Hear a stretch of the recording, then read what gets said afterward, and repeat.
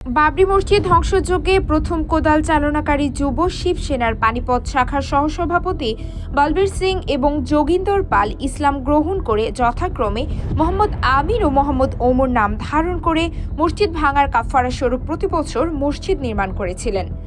মসজিদ ভাঙার পর যোগিন্দর পাল মসজিদের কিছু ইট এনে সেগুলোকে বিকৃত করার জন্য লোকজনকে উদ্বুদ্ধ করে, ফলে লোকজন সেই ইটগুলোর উপর বিকৃত আকার ধারণ করে। এ ঘটনার 4-5 দিন পর যোগিন্দর হঠাৎ পাগল হয়ে যায়। সে শরীরের কাপড় ছিঁড়ে ফেলে উলঙ্গ অবস্থায় থাকতে শুরু করে, এমনকি ওই অবস্থায় তার মাকেও জড়িয়ে ধরত। একদিন মায়ের সাথে এরূপ জঘন্য আচরণ করার পর থেকে তার বাবা তাকে শিকলে বেঁধে রাখেন। এরপর এক ব্যক্তির পরামর্শে দিল্লির জনৈক আলেমের নিকট গিয়ে সব বৃত্তান্ত খুলে বলেন। যোগিন্দরের বাবা চৌধুরী রঘুবীর সিং এবং তার সন্তানের জন্য আল্লাহর কাছে দোয়া করতে বলেন। তিনি মসজিদে উপস্থিত সবাইকে তার জন্য দোয়া করতে বললেন এবং নিজেও দোয়া করলেন। মসজিদ থেকে বের হতেই আল্লাহর মেহেরবানিতে যোগিন্দর তার বাবার মাথা থেকে পাগড়ি টেনে নিয়ে তার উলঙ্গ শরীর ঢেকে দিলেন এবং সুস্থ স্বাভাবিক হয়ে গেলেন। পূর্ব প্রতিশ্রুতি অনুযায়ী এইবার পিতা পুত্র ও মাওলানার কাছে ইসলাম ধর্ম গ্রহণ করলেন। পিতার নাম রাখা হলো মোহাম্মদ ওসমান এবং পুত্র মোহাম্মদ ওমর। পরে তার মাও মুসলমান হয়ে যান।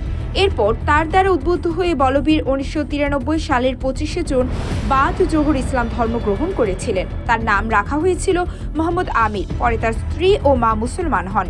মোহাম্মদ আমির অর্থাৎ বলবীর সিং বলেছিলেন, ওমর ভাইয়ের সাথে মিলে একত্রে আমরা প্রোগ্রাম বানিয়েছিলাম যে আল্লাহর ঘর শহীদ করে আমরা যে বিরাট গুনাহ করেছি তার কাফফারা হিসেবে আমরা বিরান মসজিদগুলো আবাদ করব এবং নতুন নতুন মসজিদ বানাবো। আমরা দুজন মিলে আরো সিদ্ধান্ত নিয়েছিলাম আমরা নিজেদের মধ্যে কাজ ভাগ করে নেব। আমি বিরান মসজিদগুলো আবাদ করব আর ওমর ভাই নতুন নতুন মসজিদ বানাতে চেষ্টা চালাবেন এবং এ ব্যাপারে মসজিদ বানাবার ও সেগুলো লোকে ভরপুর করাবার কর্মসূচি হাতে নিয়েছিলাম। একটা সময় তার মনে ছিল মুসলমানদের প্রতি তীব্র বিদ্বেষ আর ঘৃণা। বলবীর সিং ছিলেন হিন্দু ধর্মান্ধ জনতার একজন, যারা 1992 সালের 6 ডিসেম্বর বিখ্যাত বাবরি মসজিদ ধ্বংস করেছিলেন। বলবীর সিং ছিলেন প্রথম ব্যক্তি যিনি প্রথম কেন্দ্রীয় গম্বুজের উপরে পৌঁছেছিলেন।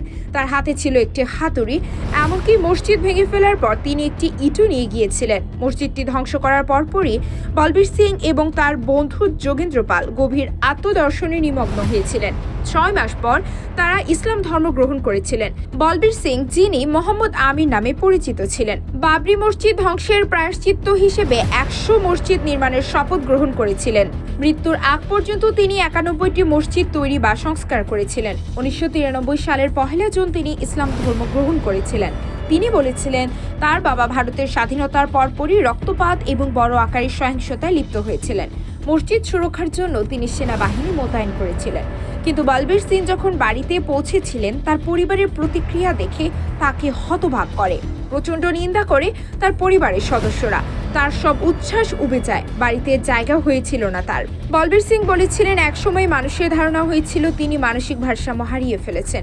অবশেষে তিনি মনকে শান্তি দিতে ইসলাম ধর্ম গ্রহণ করেছিলেন। এভাবেই বলবীর সিং হয়ে গিয়েছিলেন মোহাম্মদ আমির। তিনি মারা যান 2021 সালে। আর মাত্র 9টি মসজিদ নির্মাণ করতে পারলে তার 100টি মসজিদ নির্মাণের স্বপ্ন পূরণ হয়ে যেত।